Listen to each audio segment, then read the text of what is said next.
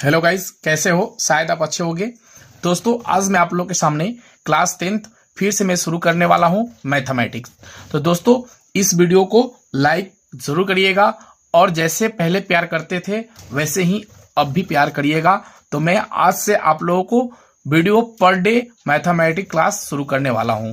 Math science का objective से लेकर सब्जेक्टिव तक मैं प्रश्न कराऊंगा और आज से ही बिल्कुल मैं अवास्तविक संख्या आज से शुरू कर रहा हूं।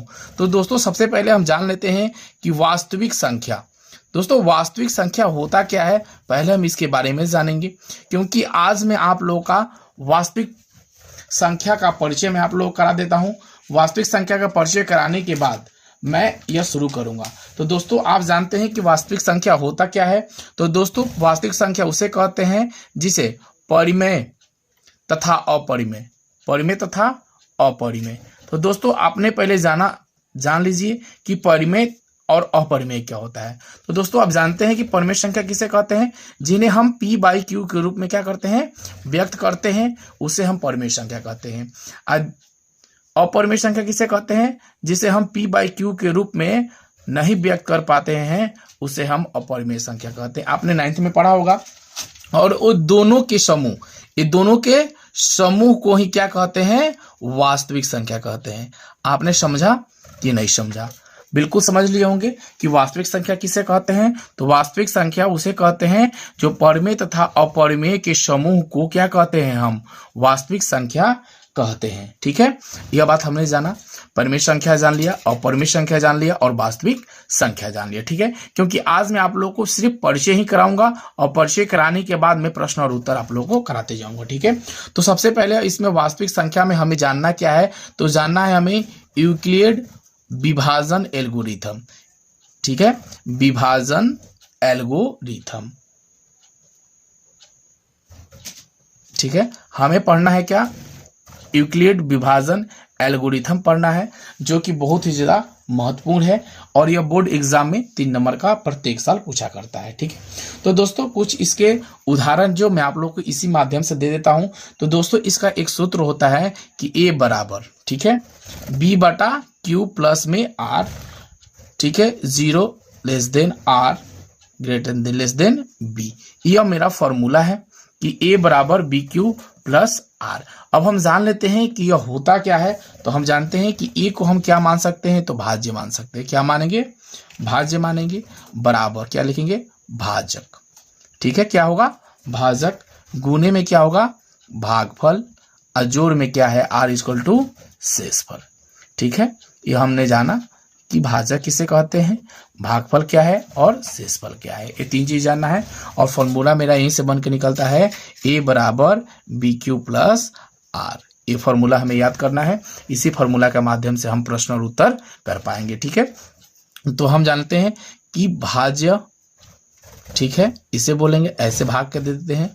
उसके बाद हमें क्या होता है, भाजक।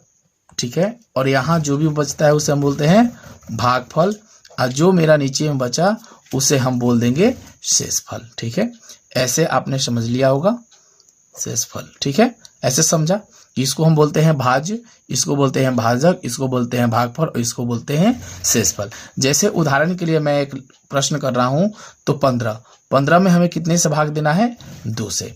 तो 2 के पर हम 15 तो नहीं है, तो 2 सते 14। ठीक है, 15 में 4 जगह कितना बचा, 1। तो इस संख्या को हम क्या बोलेंगे, तो भाज्य बोलेंगे। क्या बोलेंगे, भाज्य बोलेंगे।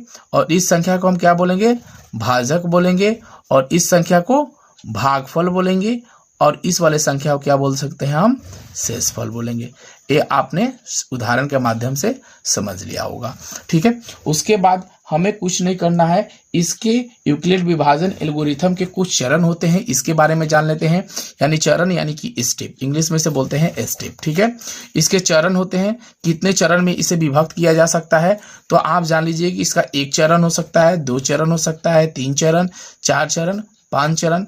ऑलमोस्ट जितने चरण में जब तक यह भाग पूरी तरह कट नहीं जाता है, उसके चरण हम बनाते जाएंगे, यानी स्टेप बाय स्टेप इसको हम हल करते जाएंगे।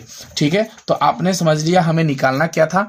तो हमें क्या पढ़ना है कल के टॉपिक में, यूक्लिड, ठीक है, विभाजन एल्गोरिथम।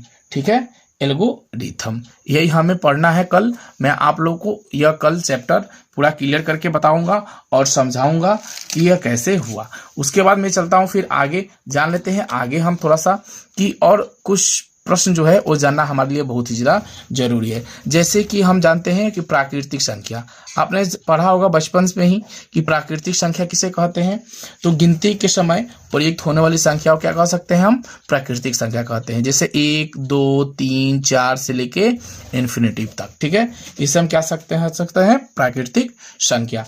प्राकृतिक संख्या के बाद आता है एक पूर्ण संख्या। और पूर्ण संख्या क्या होता है कि प्राकृतिक संख्या के परिवार में अगर शून्य शामिल कर दिया जाए, क्या शामिल कर दिया जाए, सिर्फ शून्य शामिल कर दिया जाए तो वह पूर्ण संख्या बन जाता है। जैसे 0, 1, 2, 3 से लेके इन्फिनिटी तक, ठीक है, ऐसे हम कर सकते हैं। उसके बाद एक आता है पूर्णांक।